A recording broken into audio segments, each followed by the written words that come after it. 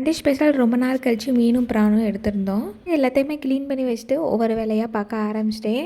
First ஃபிஷ்ஷை fry பண்ணுறதுக்கு மசாலா போட்டு தடவி வச்சுக்கிட்டோம்னா அது ஊறிட்டுருக்கும். அந்த கேப்பில் குழம்பெல்லாம் ரெடி பண்ணிக்கலாம்னு சொல்லிட்டு ஃபஸ்ட்டு வந்து ஃபிஷ் ஃப்ரை தான் ரெடி பண்ணியிருந்தேன். ஃப்ரைக்கு வீட்டில் இருக்க மசாலா ஐட்டம்ஸ் மட்டும்தான் போட்டு மசாலா வந்து தடவி வச்சாச்சு. அடுத்து மீன் குழம்பு ஒரு சைட்லேயுமே ப்ரான் தொக்குக்கு ஒரு சைட்லேயுமே ரெடி பண்ணிட்டு இதுக்கு தேவையான சின்ன வெங்காயம் பூண்டையுமே கட் பண்ணி எடுத்து வச்சாச்சு. மீன் குழம்பு சீக்கிரமாக வச்சாதான் நல்ல மீன் ஊறி சாப்பிட்றதுக்கு காரணம் கரெக்டாக இருக்கும்னு சொல்லிட்டு ஒரு 10:30 மணி இருக்கும்போதே சமையல் வேலையை ஆரம்பிச்சிட்டேன். 2:00 சாப்பிடும்போது கரெக்டாக இருக்கும் அப்படின்னு. மீன் குழம்புல மாங்காய் போடலான்னு சொல்லிட்டு 2 நாளைக்கு முன்னாடி மாங்காய் வாங்கி வச்சுருந்தேன். அதை சாப்பிட்டே காலி பண்ணியாச்சு. அதனால் மறுபடியும் இன்றைக்கி போய் ஒரு மாங்காய் வாங்கிட்டு வந்தாச்சு. இது சீசனல் ஃபுட்டு இல்லாதனால ரேட்டுமே கூட தான் இருந்துச்சு.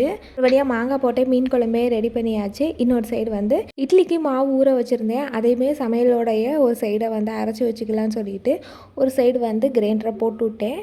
சாப்பாடு மட்டும் தான் வைக்கணும். அதனால் அரிசியும் ஊற வச்சுட்டு லஞ்சு வேலையை எல்லாத்தையுமே முடிச்சாச்சு. இது முடிகிற டயத்துலேயே மாவு அரைச்சி முடிச்சாச்சு.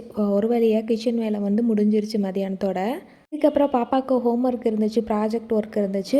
அவளுக்கு அது எல்லாத்தையுமே செட் பண்ணி வச்சுட்டு லஞ்சு சாப்பிட்டு ஃபுல்லாக ரெஸ்ட் எடுத்தாச்சு. நாளைக்கு இன்னொரு வீடியோவில் பார்க்கலாம்.